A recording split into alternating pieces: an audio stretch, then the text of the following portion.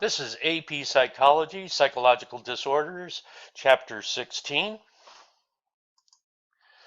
In this, we'll be studying psychological disorders, the perspectives on the psychological disorders. We'll look at anxiety disorders. We'll look at mood disorders and schizophrenia and their subcategories. And then we will look at schizophrenia and to get a better understanding of it, personality disorders, and rates of psychological disorders.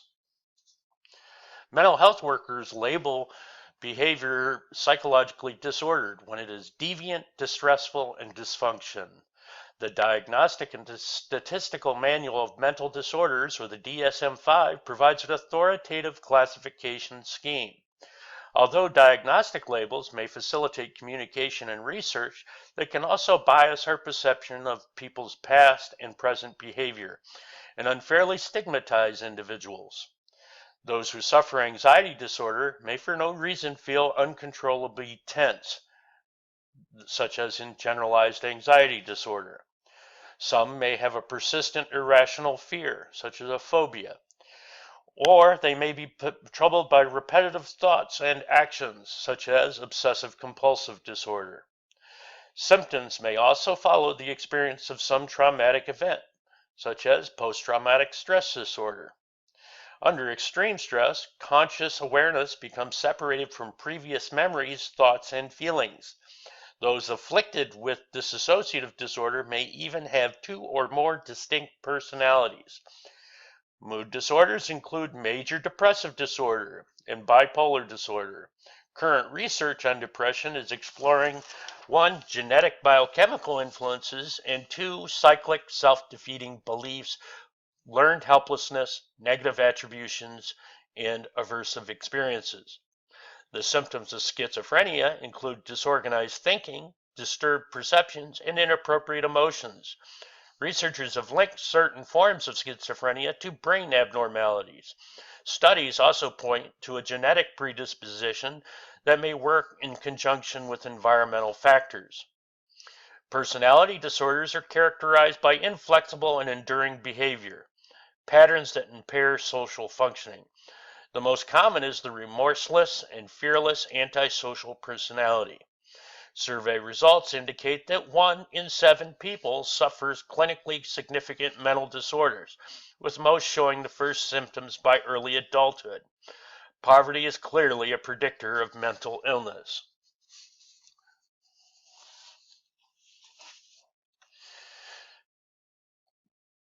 People are fascinated by the exceptional and the unusual and the abnormal. This fascination may be caused by 2 reasons. During various moments, we feel and think and act like an abnormal individual. 2. Psychological disorders may bring unexplained physical symptoms, irrational fears, and suicidal thoughts. To study the abnormal is the best way of understanding the normal, which is William James, our preeminent psychologist from the early days of psychology. There are 450 million people who suffer from psychological disorders, according to the World Health Organization. And depression and schizophrenia exists in all cultures of the world.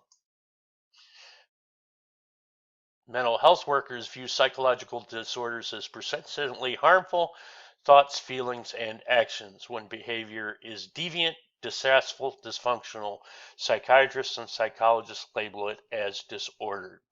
It's very important that you remember these terms, deviant, distressful, and dysfunctional, because these are the characteristics that were required for something to be considered a disorder.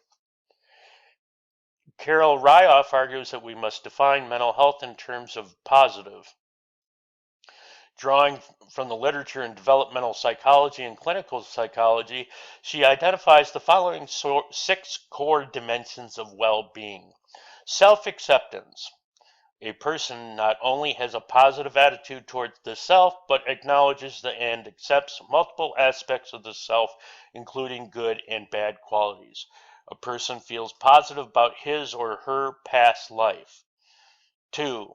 Positive relations with other people. Healthy people have warm, satisfying, trusting interpersonal relationships. They are capable of empathy, affection, and intimacy, and are concerned about the welfare of others. 3. Autonomy. The person is independent, self-determining, and self-controlled. He or she is able to resist social pressure to think and act in specific ways. Number 4, environmental mastery. The healthy have a sense of mastery and competence in managing the environment and make good sense of the available opportunities. They are able to choose or create contexts that are supportive of their needs or values. Purpose in life. The person has both goals and a sense of directedness. He or she feels that there is meaning to present and past life and holds beliefs that give life purpose. Personal growth. Healthy people see themselves as growing and expanding. They are open to new experiences and have a sense of realizing their potential. They change in ways that reflect improved or self-knowledge and effectiveness.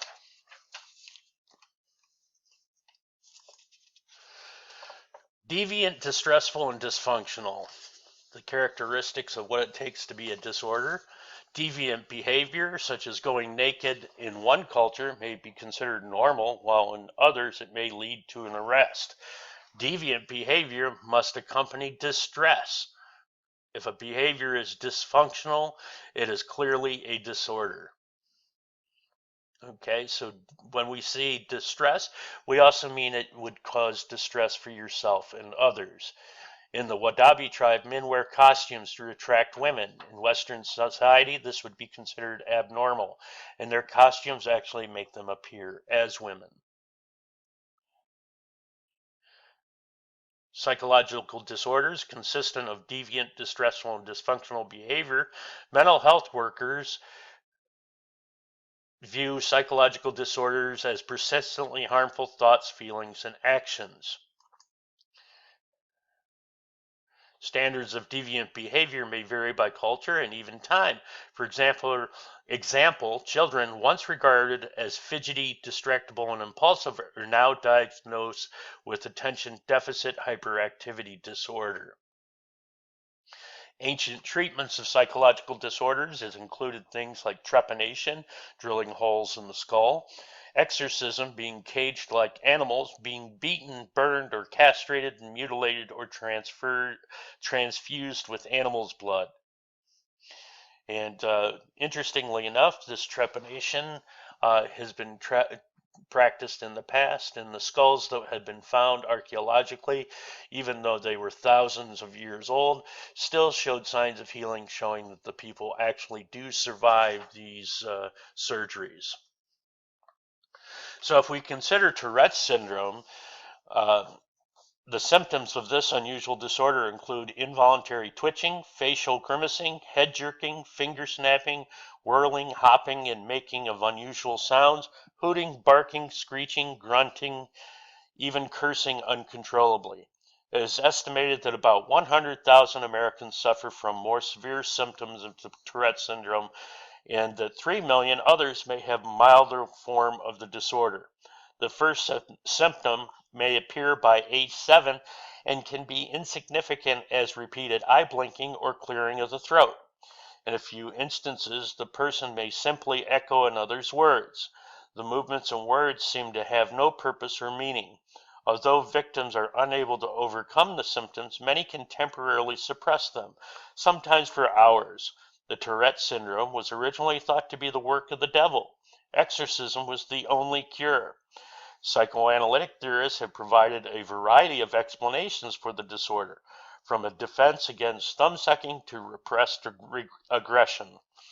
Recently, it has become clear that Tourette's syndrome has a physical cause. Many now believe the disorder is hereditary.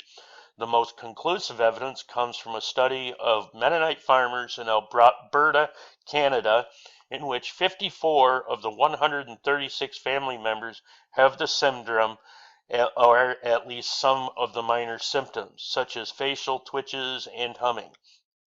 A dominant gene that has been implicated, although Tourette syndrome do not appear in everyone who inherits it. Virtually all males who have the gene show at least minor symptoms, but only 2/3 of the females do.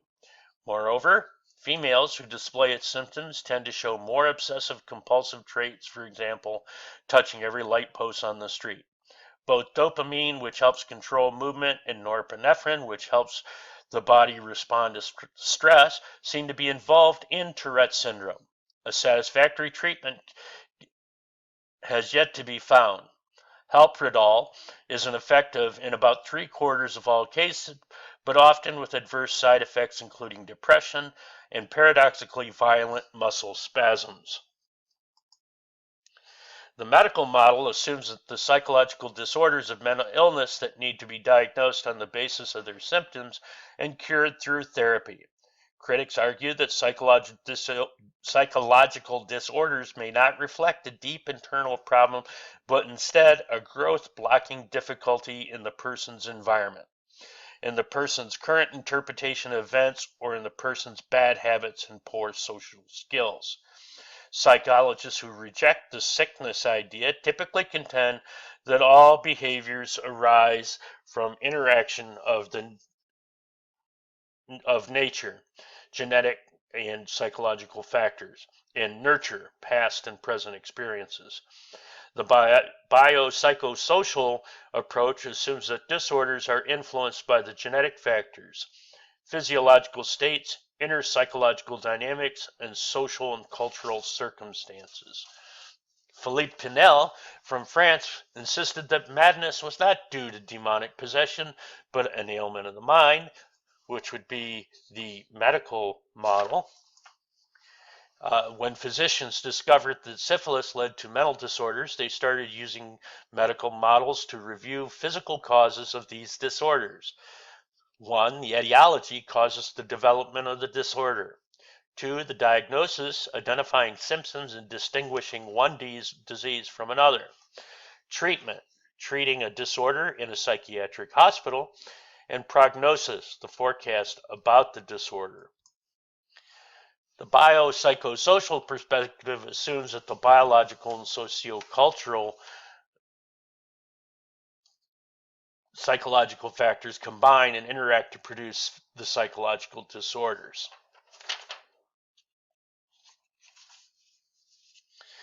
The American Psychiatric Association Diagnostic and Statistical Manual of Mental Disorders, nicknamed the DSM-5, is current authoritative scheme for classifying psychological disorders.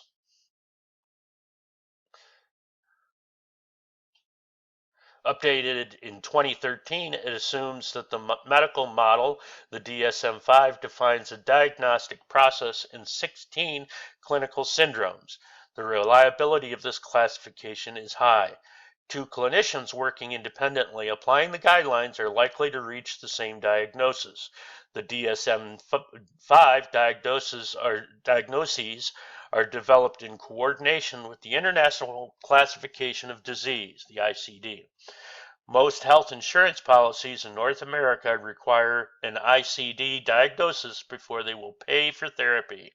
As a complement to the DSM, some psychologists are offering a manual of human strengths and virtues called the DSM.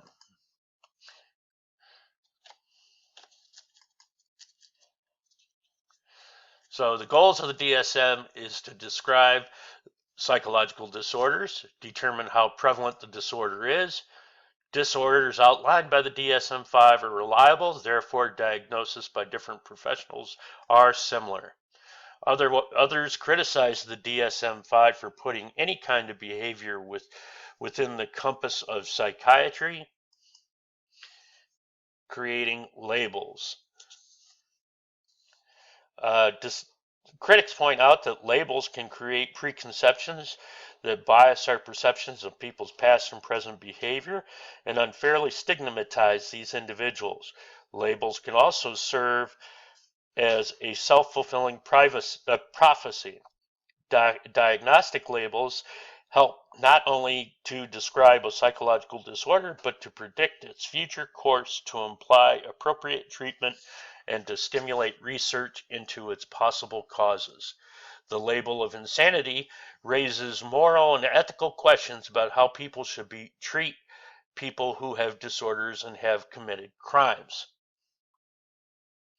Labels may be helpful for healthcare professionals when communicating with one another and establishing therapy. Labeling people insane or insanity labels raise moral and ethical questions about how society should treat people who have disorders and have committed crimes. This is a picture of Theodore Kaczynski, famous as the Unabomber, who actually had a PhD in physics, I think it was.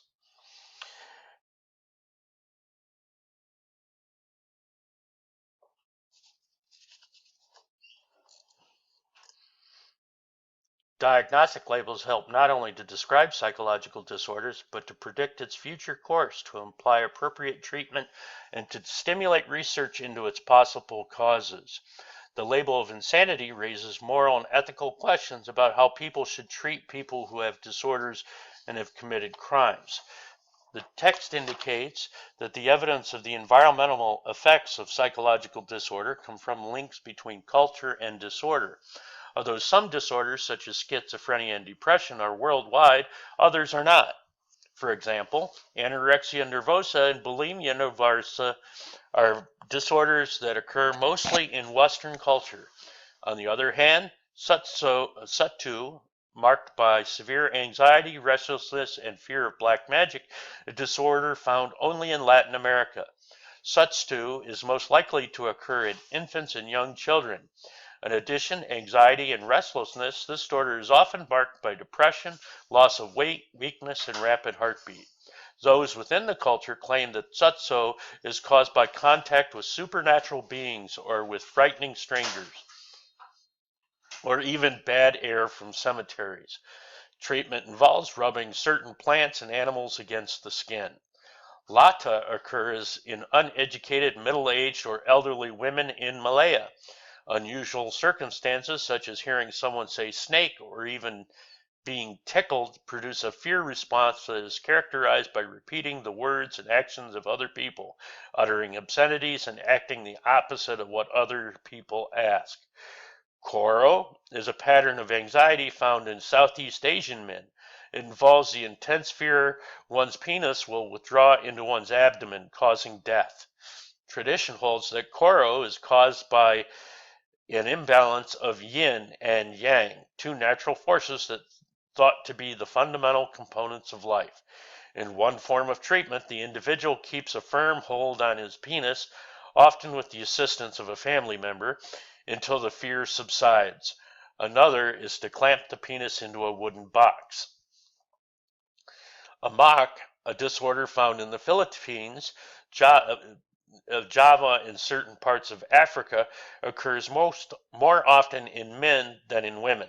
Those suffering the affliction jump around violently, yell loudly, and attack objects and other people. These symptoms are often preceded by social withdrawal and the loss of contact with reality. The outburst is often followed by depression, then amnesia regarding the symptomatic behavior. Within the culture, it is thought that stress, shortage of sleep, alcohol consumption, and extreme heat are the primary causes. Winigo is the intense fear of being turned into a cannibal by a supernatural monster, was once common among the Algonquin Indian hunters. Depression and lack of appetite, nausea, and sleeplessness were common symptoms. This disorder could be brought on by coming back from a hunting expedition empty-handed. Ashamed of his failure, the hunter might fall victim to deep and lingering depression. Some afflicted hunters actually did kill and eat members of their own households.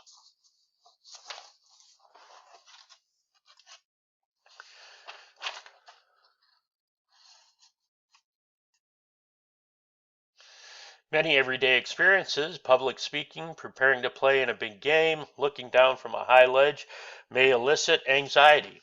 In contrast, anxiety disorders are characterized by distressing, persistent anxiety or maladaptive behaviors that reduce anxiety.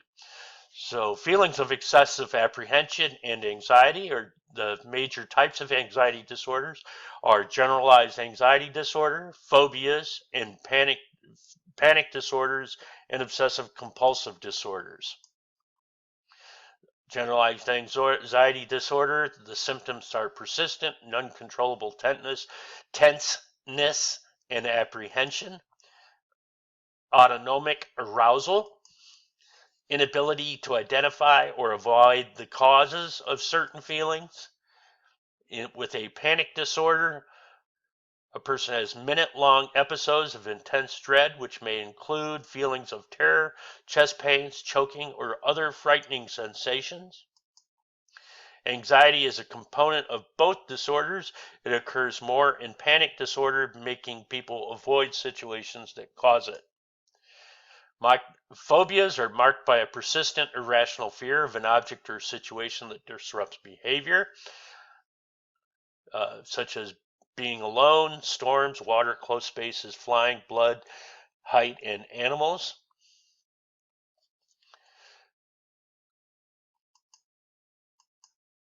There are these different kinds of we have agoraphobia, which is a fear of open places, which doesn't necessarily mean just being outside, though oftentimes that's how it manifests itself. Acrophobia is a fear of heights, and many people suffer from this, some to the extent that they can't even get on a ladder. Claustrophobia, phobia of closed spaces, many people suffer from this as well. Hemophobia is a phobia of blood, and so we have a persistent unwanted thoughts. Obsessive compulsive disorder is persistent of unwanted thoughts and obsession and urges to engage in a sensualist ritual that cause distress.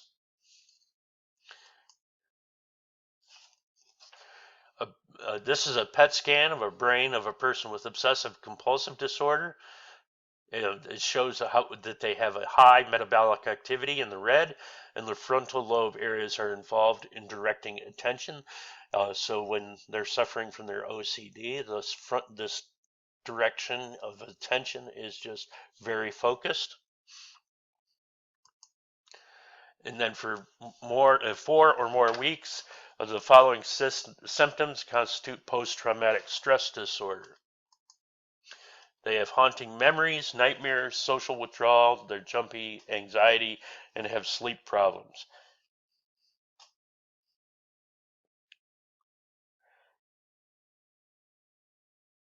In the discussion of post-traumatic stress disorder, our text describes the productive lives of American Jews who survived the Holocaust of trauma have managed to have. Examining these coping skills they used in concentration camps provides intriguing case study that reinforces much of the literature. Researchers have identified 7 major strategies that seem to have contributed to their survival. They include the following. First of all is differential focus on the good. Despite the horrible events that surrounded them, some inmates focused their attention on whatever good they could find. For example, seeing a sunset or finding a small carrot in the field. Number 2, survival for some purpose. Inmates continued to look for and find meaning in their existence. For some, it was simply the determination to tell the world what had happened. 3, psychological distancing. Prisoners used a variety of strategies to distance themselves from the experiences in the camp. These included intellectualizing. Bruno Bettelheim assumed the role of an observer who would study the situation and then write about it. Religious conviction. For some, religious convictions made suffering less personal and provided hope for some kind of existence after death. Time. It was possible it was possible to distance oneself from the magnitude of the horror by living one day, 1 hour, or even 1 minute at a time. And then finally, humor. The most difficult of times, some prisoners are still able to laugh. Number 4, mastery. Although opportunities were sharply limited, there was still the challenge to use one's mind to devote oneself to helping others and to maintain a sense of worthiness and self-esteem. Then 5, a will to live, simply the human determination not to give up, but to survive, and can be a powerful source of strength. Hope, it often matters not how realistic the hope is, so long it is held and nurtured. 7, social support. Some drew on social support from individual friendships and from simply being in groups of people who shared the same life situation.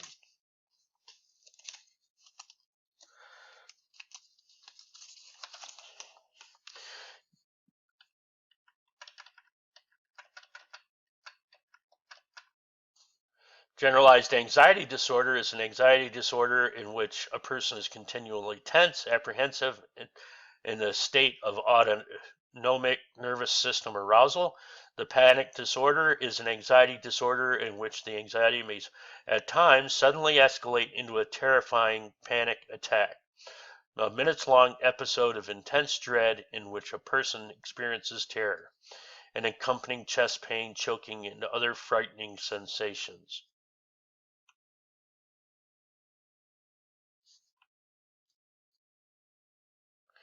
A phobia is an anxiety disorder marked by a persistent irrational fear of a specific object, activity, or situation. In contrast to the normal fears we all experience, phobias can be so severe that they are incapacitating. For example, a social phobia, an intense fear of being scrutinized by others, is shyness. Taken to an extreme, the anxious person may avoid speaking up or eating out. An obsessive-compulsive disorder is an anxiety disorder characterized by unwanted repetitive thoughts, obsessions, and/or actions such as compulsions. The obsessions may be concerned with dirt, germs, or toxins. The compulsions may involve excessive hand washing or checking of doors, locking of appliances, or repetitive thoughts and behaviors become persistent that they interfere with everyday living and cause a person distress. Typically, we deal with unwanted thoughts to suppress them. Research by Daniel Wieger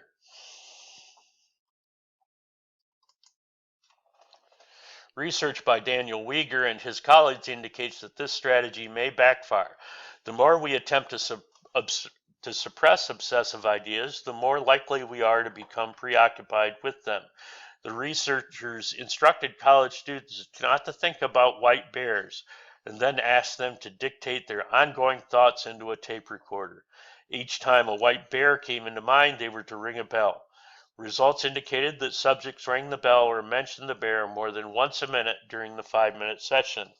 Not thinking about white bears proved very difficult. It seems the activity of attempting to suppress a thought ironically makes us think of it more. Wieger and his colleagues suggest that a way to rid ourselves of obsessive thoughts. In a second experiment, they told students to think about a red Volkswagen. And every time they thought of a white bear, the strategy worked. Using a single distracting thought helps students to avoid thinking of the dreaded white bear. Although more work needs to be done, the researchers believe the technique may be useful not for eliminating obsessions, but also in the treatment of addictions such as smoking. For students who want more information on obsessive-compulsive disorder, you should contact the OCD Foundation.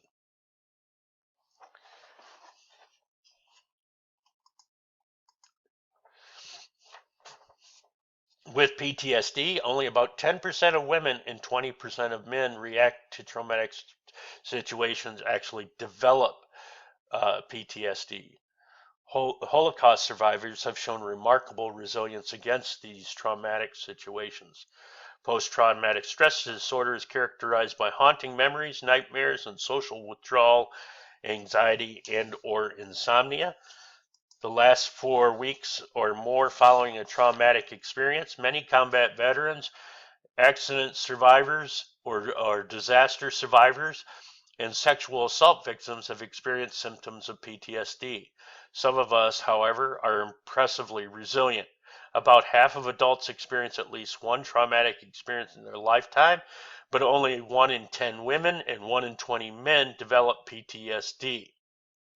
For some, suffering can lead to post-traumatic growth, including an increased appreciation of life, more meaningful relationship, changed priorities, and a richer spiritual life.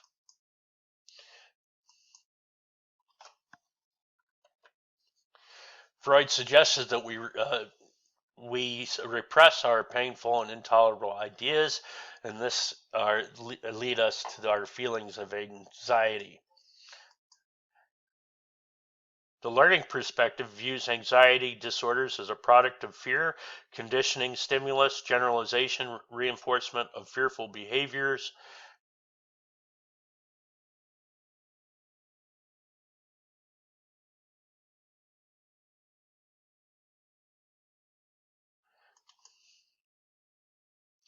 It emphasizes an evolutionary, genetic, and psychological influence. Investigators believe that the fear responses are inculcated through observational learning. Young monkeys develop a fear when they watch other monkeys who are afraid of snakes. Natural selection has led our ancestors to learn to fear snakes, spiders, and other animals. Therefore, the fear preserves the species. Twin studies suggest that our genes may partly be responsible for developing fears. Anxiety, twins are more likely to share the same phobias.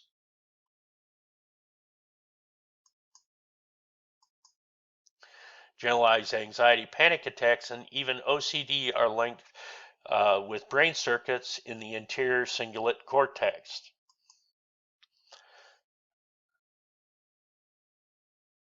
Conscious awareness of becoming separated or disassociated from previous memories, thoughts, and feelings is known as dissociative disorder.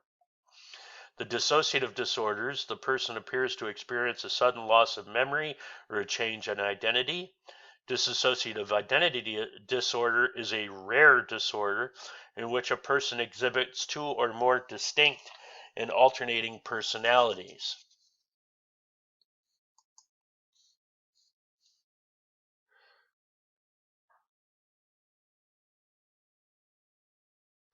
The original personality is typically unaware of the others. Psychoanalysts see that these dissociative disorders as a defense against anxiety caused by the eruption of unacceptable impulses. Learning theorists see them as behaviors reinforced by anxiety reduction.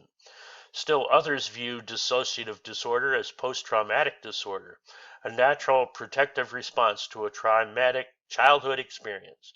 Some research suggests that those diagnosed with dissociative identity disorder have suffered physical, sexual, and emotional abuse as children.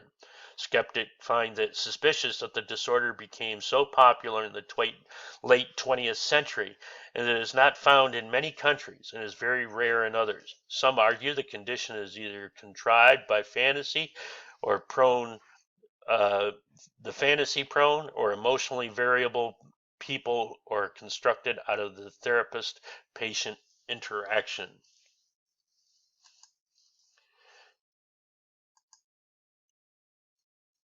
Critics argue that this diagnosis of DID increased in the late 20th century. DID has not been found in other countries.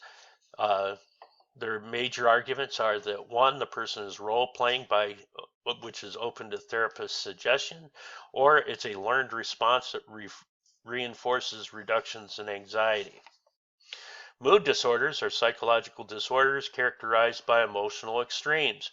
In major depressive disorder, a person without apparent reason descends for weeks or months into deep unhappiness, lethargy, and feelings of worthlessness before rebounding rebounding to normality. Poor appetite, insomnia, or loss of interest in family, friends, and activities are often important symptoms. A less severe form of depression is Dysthymic Disorder, a down in the dumps mood that fills most of the day, nearly every day for 2 years or more. Bipolar disorder is a mood disorder in which a person alternates between hopelessness, lethargy, of, de- uh, of depression, and overexcited manic episodes. By manic, we mean euphoric, hyperactive, wildly optimistic states. Major depressive disorder is much more common than in bipolar disorder. So this is an example of someone who suffers from manic depressive disorder. This is their account. When I start going into a high, I no longer feel like an ordinary housewife. Instead, I feel organized and accomplished, and I begin to feel I am the most creative self. I can write poetry easily, I compose melodies without effort, I can paint, my mind feels facile and absorbs everything. I have countless ideas about improving the conditions of the mentally retarded children, how a hospital for these children should be run, and what they should have around them to keep them happy, calm, and unafraid. I see myself as being able to accomplish a great deal for the good of the people. I have countless ideas about how the environmental problem could inspire a crusade for health and the betterment of everyone. I feel able to accomplish a great deal for the good of my family and others. I feel pleasure, a sense of euphoria or elation. I want it to last forever. I don't seem to need much sleep. I've lost weight. I feel healthy. I like myself. I've just bought 6 new dresses, and in fact, they look quite good on me. I feel sexy, and men stare at me. Maybe I'll have an affair, or perhaps several. I feel capable of speaking and doing good in politics, and I'd like to help people with problems similar to mine so they won't feel helpless. David Rosenhan and Martin Seligman identify the following symptoms of the mania. Mania is the mood and emotional symptoms. The mood is typical, euphoric, expansive, and elevated. In some cases, the dominant mood is irritability, particularly if the manic person is thwarted. Even when euphoric manic people are close to tears and if frustrated burst out crying. This suggests that a strong depressive element coexists with mania. 2. Grandiose cognition. Manic people believe they have no limits to their abilities, and what's worse, they do not recognize the painful consequences of trying to carry out their plans. They may have a flight of ideas in which ideas race through their mind faster than they can be related or written down. Sometimes manic people have delusional thoughts about themselves. For example, they are so special or they're special messengers of God or intimate friends with celebrities. 3. Motivational symptoms.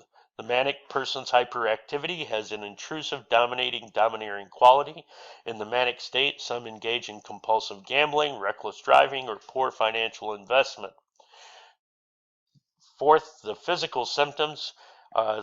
With the hyperactivity comes a greatly lessened need for sleep. After a few days, however, the exhaustion settles in and mania slows down. Between 0.6 and 1.1% of the U.S. population will have bipolar disorder in their lifetime. It affects both sexes equally. Onset is sudden, and typically no precipitating event is obvious. The first episode is usually manic and occurs between ages 20 and 30. The bipolar illness tends to recur, but surprisingly many episodes occur more than 20 years after the initial episode. So with major depressive disorder, depression is the common cold of psychological disorders. In a year, 5.8% of men and 9.5% of women report depression in the World Health Organization's study in 2002. First off, it comes off as a blue mood, which is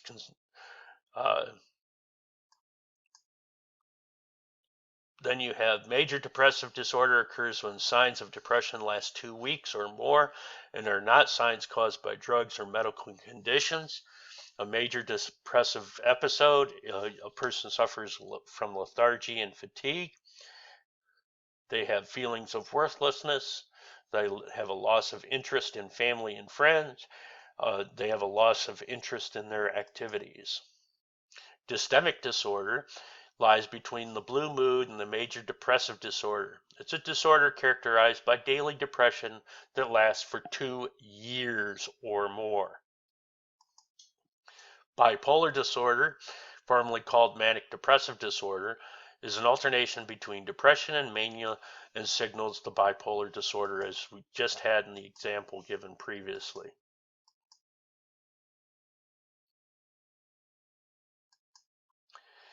Many great writers and poets and composers have suffered from bipolar disorder. During their manic phase, creativity surged, but not during their depressive phase. Since depression is so prevalent worldwide, investigators want to develop a theory of depression that will suggest ways to treat it.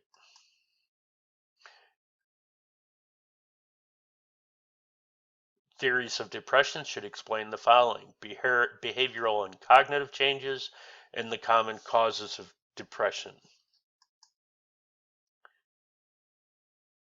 Peter Lewinson and his colleagues have suggested that any theory of depression must explain many behavioral and cognitive changes that accompany this disorder, its widespread occurrence in women's greater vulnerability to depression, the tendency for most major depressive episodes to self-terminate, and the link between stressful events and the onset of depression and the disorder's increasing rate with earlier age of onset.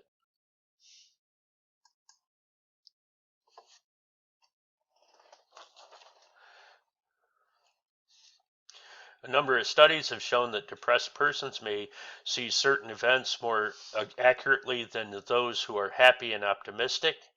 Lauren Eloy and Lynn Abramson among the first to report the findings in 1979. Initially labeled it the sadder but wiser effect. Today is also known as depressive realism. In testing the learned helplessness theory of depression, Eloy and Abramson recruited groups of depressives and non-depressives. Subjects were individually placed behind a special arrangement of lights and buttons and periodically were given a choice whether or not to push one of the buttons. A light was programmed to come on every other time the choice was presented, regardless of the subject's choice. Afterwards, the experimenter asked subjects to estimate how much control they had over the lights. From the helplessness theory, Eloy and Abramson predicted that the depressed subjects would underestimate their control. In fact, the non-depressives however, the depressed subjects were very accurate in their estimates, while the non-depressives made mistakes by drastically exaggerating the degree of control they thought they exercised. Eloy and Abramson replicated this finding in other experiments. Non-depressives consistently overestimated their control over positive events and underestimated their control over negative events. Other researchers reported similar results.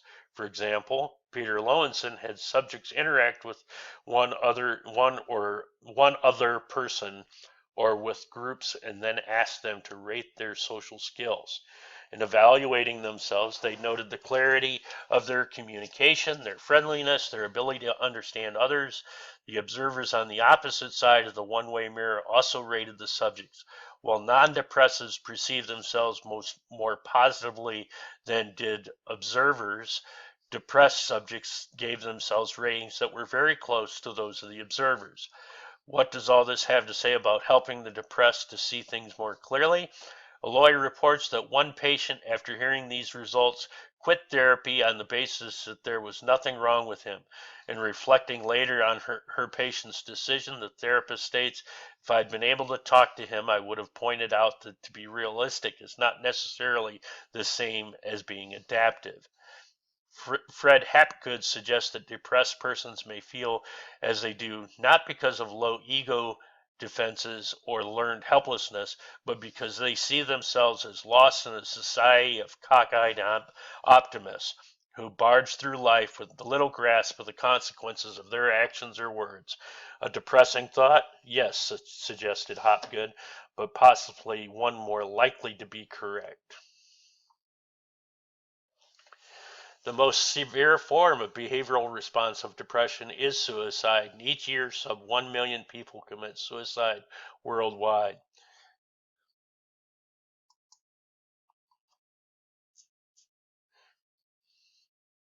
The biological perspective emphasizes the importance of genetic and biochemical influences.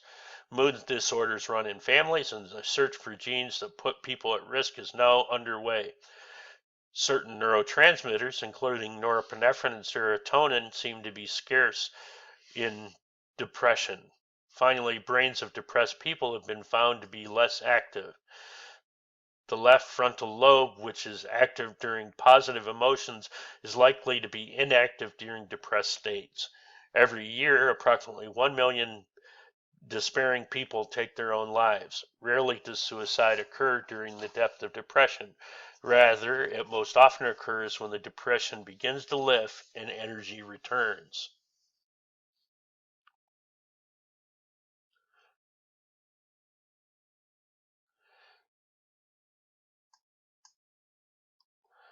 PET scans show that the brain energy consumption rises and falls with manic and depressive episodes.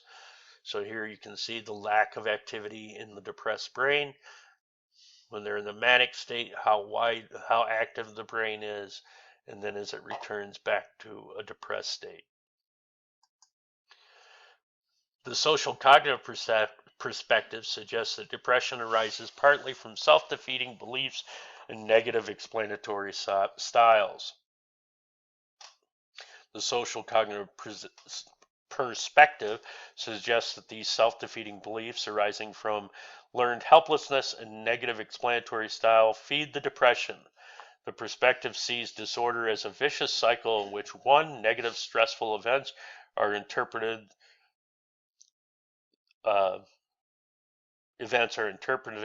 Interpreted.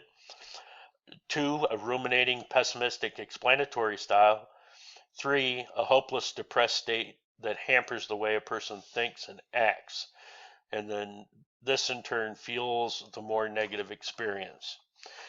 Aaron Beck's work with depressed patients convinced him that depression is primarily a disorder of thinking rather than of mood. He argued that depression can be best described as a cognitive triad of negative thoughts about oneself, the situation, and the future. The depressed person misinterprets facts in a negative way, focuses on negative aspects of any situation, and also has pessimistic expectations about the future. The cognitive errors of depressed people include the following: overgeneralizing and drawing global conclusions about worth, ability, performance on the basis of a single fact; selective abstraction, focusing on one insignificant detail while ignoring the more important features of the situation; personalization, incorrectly taking responsibility for bad events in the world; magnification and minimization, gross evaluations of the situation in which small and bad events are magnified and large and good events are minimized; arbitrary interference, drawing conclusions in the absence of sufficient evidence of any evidence at all; dichotomous thinking, seeing everything in one extreme or its opposite, black and white, good or bad. Beck and others have noted that the thoughts of depressed people differ from those with anxiety disorders. Those suffering from anxiety typically focus on uncertainty and worry about the future. In contrast, depressed people focus on negative aspects of the past and reflect on negative outlook on what the future will bring. whereas anxious people worry about what may happen and whether they will be able to deal with it. Depressed people think about how terrible the future will be and how they will be unable to deal with it or improve it.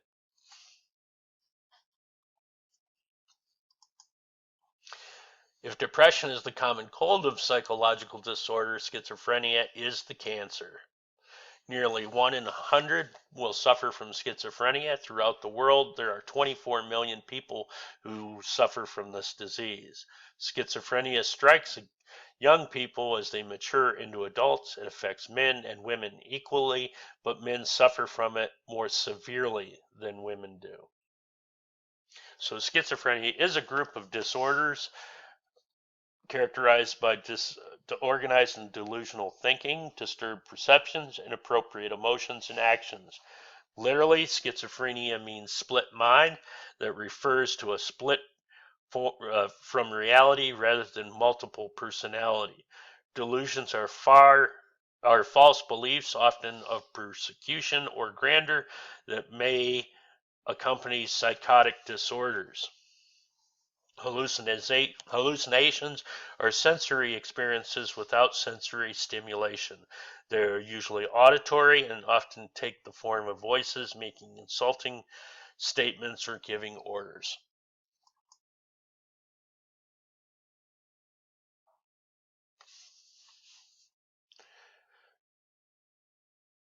So, as an example of this disorganized and delusional thinking, um, at Hillside Hospital, they was recorded this dialogue from a patient.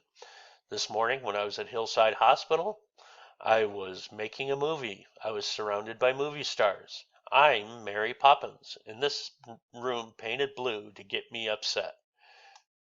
My grandmother died 4 weeks after my 18th birthday. And this is all just one train of thought. And the delusion, of course, is that she would be Mary Poppins.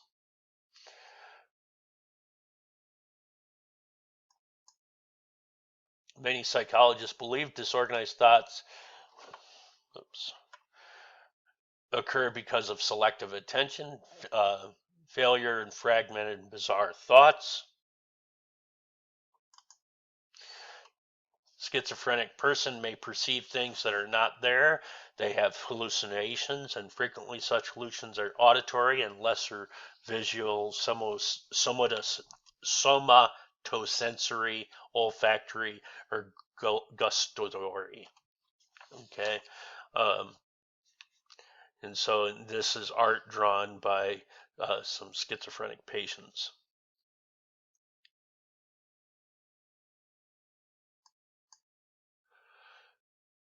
Schizophrenic person may laugh at the news of someone dying or show no emotion at all. This is their apathy.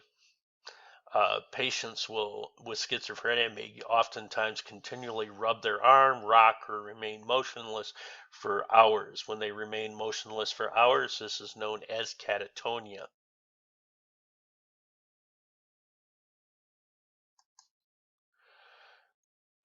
Schizophrenia is a cluster of disorders. These subtypes share some features, but there are other symptoms that differentiate these subtypes.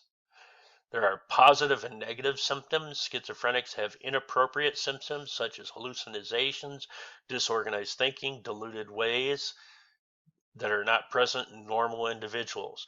These are positive symptoms because they are added in to their behaviors. Schizophrenics also have an absence of appropriate symptoms such as apathy, expressionless faces, rigid bodies. These are negative symptoms because it takes away from the person's behavior or personality. When schizophrenia is slow to develop, there's a chronic process and recovering is doubtful. Schizophrenia is slow to develop, it's chronic, and recovery from schizophrenia is doubtful. Such schizophrenics usually display negative symptoms. When a schizophrenia is rapid, that it comes on, and it's acute and reactive, the chances for recovery from schizophrenia is much better.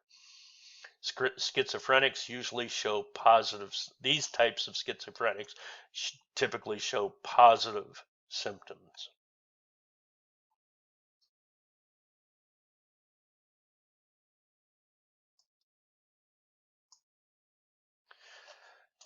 Schizophrenia patients with positive symptoms are disorganized and diluted in their talk and are prone to inappropriate laughter, tears, or rage. Those with negative symptoms have toneless voices, expressionless faces, or mute and rigid bodies. The subtypes of schizophrenia include paranoid, preoccupation with delusions or hallucinations, often persecution or grandiosity, disorganized speech and behavior, or flat affect or inappropriate emotions, and catatonic, immobility of extreme negativism and parrot-like repetition, another's speech and movements. Undifferentiated are varied symptoms and residual withdrawal following hallucinations and delusions. Chronic or processed schizophrenia develops gradually, emerging from a long history of social inadequacy. Acute or reactive schizophrenia develops rapidly in response to particular life stresses. Schizophrenia is a disease of the brain exhibited by the symptoms of the mind. Schizophrenia seems to have dopamine overactivity. Researchers found schizophrenic patients express higher levels of dopamine D4 receptors in the brain. The brain scans show abnormal activity in the frontal cortex, the thalamus, and the amygdala of the schizophrenic patients. Adolescent schizophrenic patients also have brain lesions.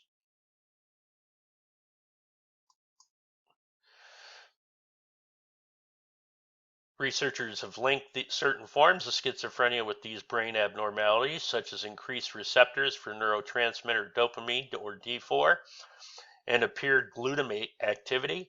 Modern brain scanning techniques indicate that people with chronic schizophrenia have normal activity in multiple brain areas. Some appear to have abnormally low brain activity in the frontal lobes or enlarged fluid-filled areas corresponding with shrinkage of cerebral tissue. And as you can see here in the picture, you can see how much larger the gaps in the brain are.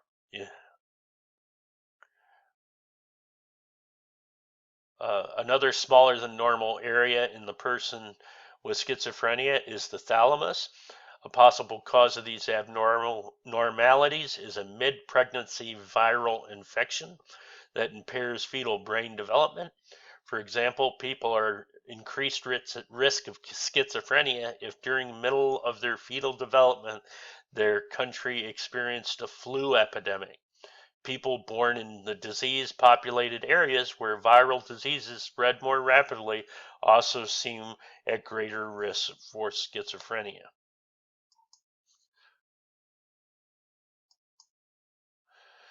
Likelihood of an individual suffering from schizophrenia is 50% if their identical twin has the disease. The nearly 1 in 100 odds of any person developing schizophrenia become about 1 in 10 if a family member has it, and close to 1 in 2 if the identical twin has the disorder. Adoption studies confirm the genetic contribution to schizophrenia. An adopted child's probability of developing the disorder is greater if the biological parents have schizophrenia, but not if the adopted parents have it.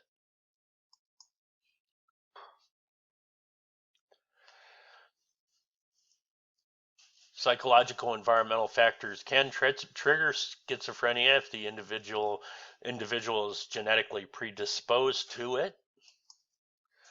Early warning signs of schizophrenia is a mother's long-lasting schizophrenia, birth complications, oxygen deprivation, low birth weight, short attention span and poor muscle coordination, disruptive and withdrawn behavior, emotional unpredictability, and poor peer relations and solo play.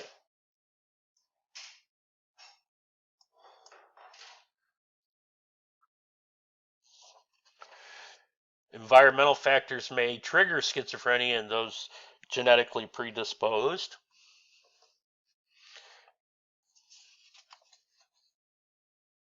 To it.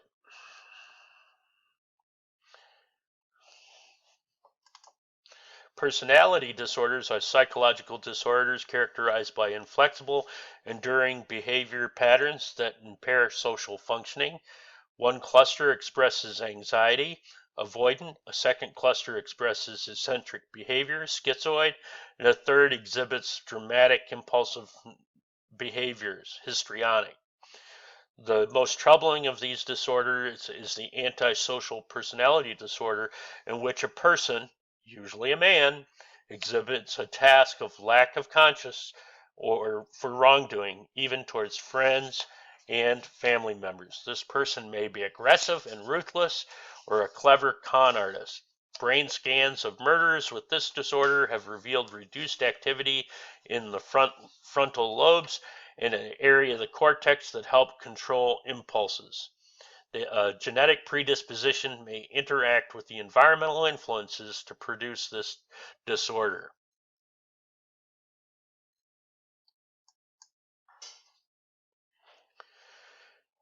The narcissistic personality disorder provides a good example.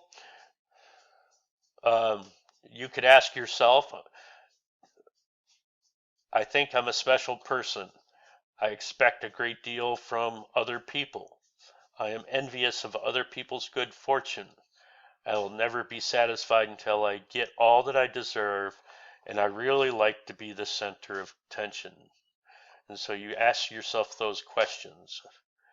All the statements are drawn from Raskin and Hall's narcissistic personality inventory, and they reflect some of the disorder's primary features. The narcissistic personality has a strong need to be admired, has grandiose sense of self-importance, and demonstrates a lack of insight into other people's feelings. This sense of superiority is accompanied by feelings of entitlement. That is, the narcissists believe they should receive special privileges and respect. They should get the best job, obtain admission to the best university, although they've done nothing to earn such favorable treatment. Moreover, the world should be their fan club. When they come to a party, they expect to be welcomed with great fanfare. Many narcissists prefer friends who are weak and unpopular, so they will not compete for attention. Larson and Buss identified the narcissistic paradox. The narcissist appears to have high self-esteem, but is actually quite fragile. They appear self-confident, but are desperate and continuing need for others to verify their worth. Ironically, without others, they are nothing. At the same time, they disdain others.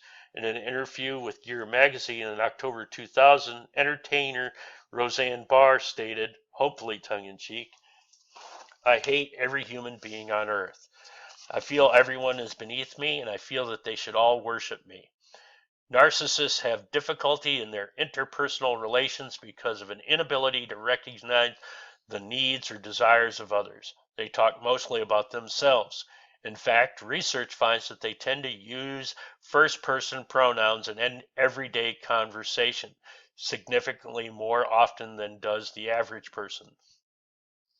Narcissists, also prone to envy, they tend to disparage the success and accomplishments of others, appearing snobbish.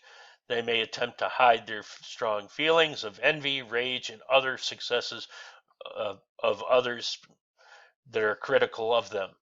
They either fly into their fragile self-worth becomes apparent when others are critical of them.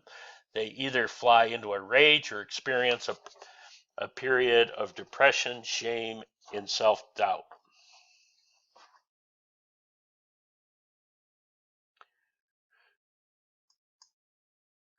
Like mood disorders, the schizophrenia and antisocial personality disorder has these biological and psychological reasons.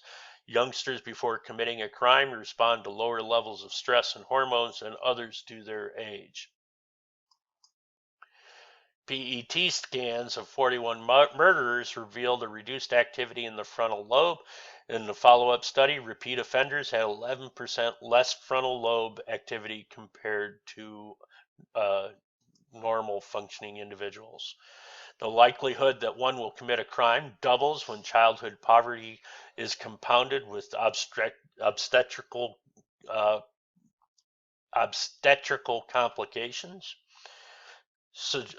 Studies suggest that about 1 in 7 people has or had a psychological disorder during the prior year. The 3 most common psychological disorders in the United States are alcohol abuse, phobias, and mood disorders. Those who experience a psychological disorder usually do so by early adulthood, with over 75% showing its first symptoms by age 24. One predictor of mental disorder is poverty, although stresses and demoralization of poverty can precipitate disorders, especially depression in women and substance abuse in men. Some disorders such as schizophrenia can lead to poverty. The results of a federally funded study headed by Ronald Kessler at the University of Michigan's Institute of Social Research and released in the early 1994 suggested that nearly half of people ages 15 to 54 have experienced at least one bout with a psychiatric disorder.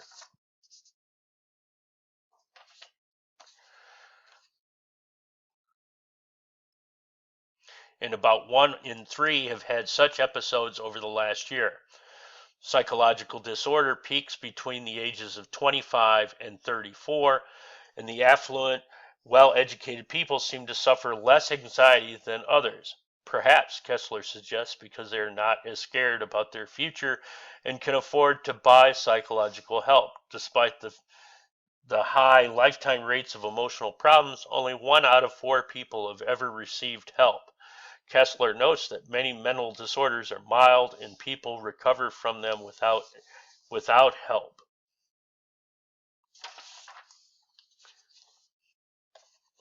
The study found that the most common disorders were these: major depressive episode, which constitute at least 2 weeks of symptoms such as low mood and loss of pleasure. More than 17% have suffered an episode in their lives, more than 10% in the last year.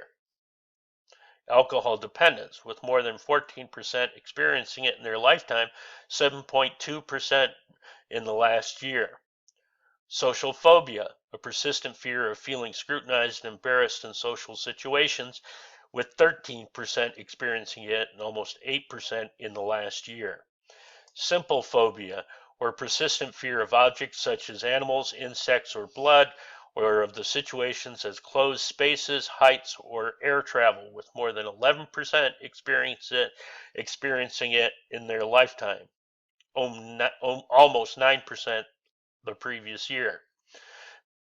Kessler and his colleagues recently released another report based on nationally representative face-to-face household survey conducted between 2001 and 2003. It extends earlier findings. Researchers used a fully structured World Health Organization World Mental Health Survey version of the composite international diagnostic interview, assessing 9,282 English-speaking respondents.